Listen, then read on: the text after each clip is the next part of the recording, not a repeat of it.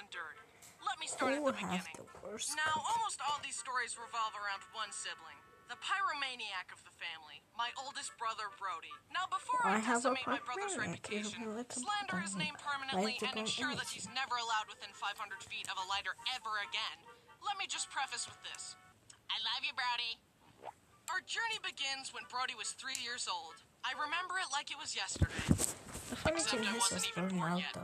My family was visiting our grandparents and uncles, and my Uncle Mark decided to have some bonding time with Brody. It remains a mystery to this day what Uncle Mark was thinking, but he decided to teach Brody how to use a lighter and how to lock doors. Two essential skills for any 3-year-old, obviously. In one fell swoop, this knowledge transformed Brody from a harmless toddler to a dangerous fire hazard capable of burning the house down. Brody put his knowledge to use immediately. He locked himself in Grandma's room, hid under the bed, and started melting the wax under there. The bottom of the bed began to burn, and the wax started melting down onto the carpet. The family smelled the smoke and ran around the house looking for Brody. Oh my God! Okay, it's happening! Everybody stay calm! What's the procedure, everyone? What's the procedure? Stay calm! But the door was locked. When they finally got in, they saw Brody with a lighter in hand, standing next to a burning bed. They put the fire out quickly as Brody watched. Even though I wasn't there, I can imagine Brody grinning to himself, because born inside him at that moment was a flame that would never go out. This was the beginning of a lifetime of pyromania. My parents were rightfully mad at Uncle Mark, and years later they got back at him. Uncle Mark's son was very young, and my parents were visiting. Hey, little guy, come here. I'm gonna teach you how to use a lighter. No! No! No! Skip it up and down. Does your family have a pyromaniac, or are you normal? My main goal is to blow up.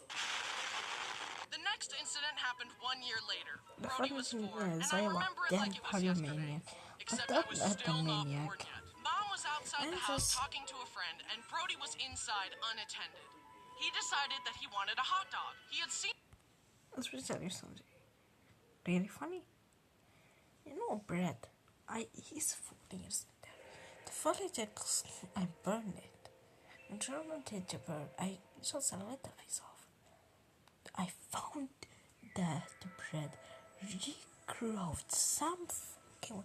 The first thing I done, smart to my mom, come to throw it away, catch it and fucking burn it to absolutely nothing. Our parents used the microwave It's before so and thought, disgusting. oh, The I just need to problem, put it in the microwave, any click a couple cockroach or buttons, any and hit goddamn start. tried So to that's eat it. exactly what he I did. see them But dead he in the unknowingly fucking set it floor. to over an hour. A while later, Mom's friend noticed smoke coming out of the windows in the house. Mom ran inside in a panic and found Brody with his hot dog. I tried to make a hot dog, but all I got was a piece of poop. The hot dog was reduced to a flaming carbon crisp, burnt to the very core. And that's how my family house almost got burnt down by a hot dog. Then the next year, when Brody was 5, he got glasses. This time I remember it clearly. Except I still hadn't been born yet. And burned the damn cookie. Some spaghetti. I pretty much just burned the whole. Once again, he was left unattended in the kitchen. Brody found a lighter, sat on the counter, and began lighting it over and over. You know, for entertainment. Then he thought, I wonder if my glasses are fireproof. He slowly began to raise the lighter closer and closer to his face, and the lens cracked. Mom? What? What was that noise? Did you break your glasses? Yes. And that's just the tip of the iceberg, or fireberg. Brody, in his teenage and adult life, has regularly set paper towels on fire on the counter and put tinfoil in the microwave. I'm not even joking. Hey, Brody, what are you cooking? And when Brody was 6, he had to be held on a leash whenever he would go out.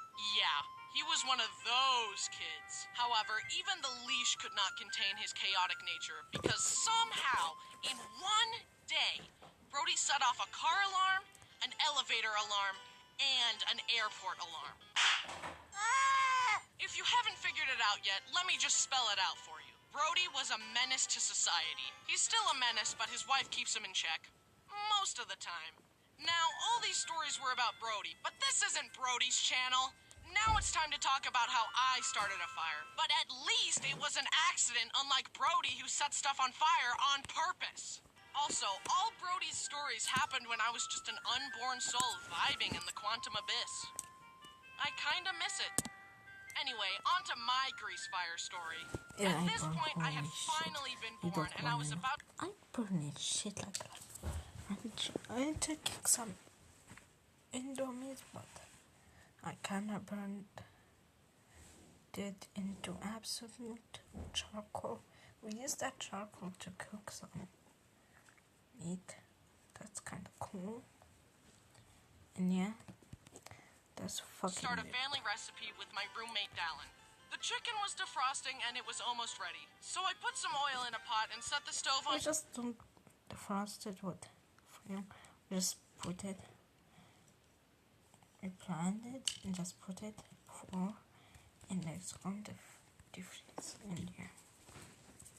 In a pot and set the stove on low to heat up and be ready for the chicken. At least I thought I did, but I accidentally put the heat on maximum overdrive. Me too. Then I got distracted talking to Dallin and forgot all about the chicken. After a while, the room suddenly started filling with smoke.